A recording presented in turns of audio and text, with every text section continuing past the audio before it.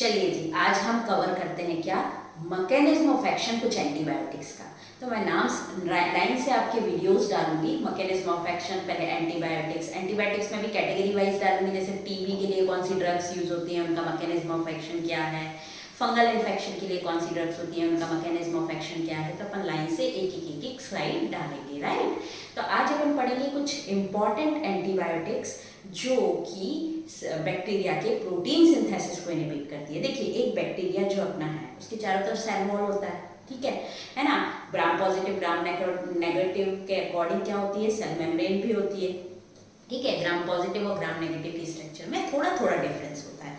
तो देखिए, यदि एंटीबायोटिक सेल वॉल को इनहिबिट कर रही है, सेल वॉल को डिसरप्ट कर रही है, यानी सेल वॉल को तोड़ रही है ना, डिसरप्ट कर रही है, तो वो बैक्टीरिया को खत्म कर देगी। तो कुछ जो एंटीबायोटिक्स हैं वो सेल वॉल को खत्म करेंगी, कुछ इफेक्ट करेंगी जो बैक्टीरिया के अंदर है, प्रोटीन सिंथेसिस होता है, प्रोटीन सिंथेसिस होता है बैक्टीरिया के अंदर, उनको इनहिबिट करेगा। अब कौन कौन सी ऐसी एंटीबायोटिक्स हैं जो प्रोटीन सिंथेसिस को इनहिबिट करती हैं, और देखिएगा क्वेश्चन भी डायरेक्ट आता है, कौन सी एंटीबायोटिक्स है जो प्रोटीन सिंथेसिस को इनहिबिट करती है, या फिर पर्टिकुलर एंटीबायोटिक का नाम आ जाएगा और पूछा जाएगा कि इसका मैकेनिज्म ऑफ एक्शन क्या है। तो अपन पढ़ते हैं कि प्रोटीन सिंथेसिस को इनहिबिट करने वाली जो अपनी एंटीबायोटिक्स हैं वो कौन कौन सी हैं। तो देखिए, सबसे पहले अपना मैक्रोलेड एंटीबायोटिक्स क्या करती है, प्रोटीन सिंथेसिस को इनहिबिट करती है।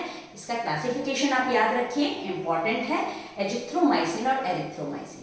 मैक्रोलेड एंटीबायोटिक्स में क्या आता है, एजिथ्रोमाइसिन और एरिथ्रोमाइसिन, राइट। सेकेंड है एमाइनोग्लाइकोसाइड्स। एमाइनोग्लाइकोसाइड्स का क्लासिफिकेशन भी इंपॉर्टेंट है कि इसमें कौन सी ड्रग्स आती हैं, क्योंकि एक बार क्वेश्चन आया हुआ है कि स्ट्रेप्टोमाइसिन किस कैटेगरी की ड्रग है, तो एमाइनोग्लाइकोसाइड कैटेगरी की ड्रग है। तो एमाइनोग्लाइकोसाइड में कौन कौन से आएंगे, स्ट्रेप्टोमाइसिन, नियोमाइसिन, जेंटामाइसिन, कैनामाइसिन। याद रख सकते हैं easily, strepto, neo, genta, kana, strepto, neo, genta, kanamycin, right. Next है अपना टेट्रासाइक्लिन, ये भी प्रोटीन सिंथेसिस को इनहिबिट करता है। क्लोरेमफेनिकोल, ये भी प्रोटीन सिंथेसिस को इनहिबिट करता है, और लिंकोमाइसिन, ये भी प्रोटीन सिंथेसिस को इनहिबिट करता है। तो देखिए, अपने पास कौन कौन सी ड्रग्स ऐसी आई जो बैक्टीरिया में प्रोटीन सिंथेसिस को इनहिबिट करता है और बैक्टीरिया को खत्म करता है। तो सबसे पहले अपने पास कौन सी आई, मैक्रोलाइड एंटीबायोटिक्स, याद रखना है इसका क्लासिफिकेशन, एजिथ्रोमाइसिन, एरिथ्रोमाइसिन। सेकंड अपने पास आई एमाइनोग्लाइकोसाइड, क्या आएगी, स्ट्रेप्टो, कैना, नियो, जेंटा, माइसिन। सब में माइसिन माइसिन लगाना है अपने को, है ना।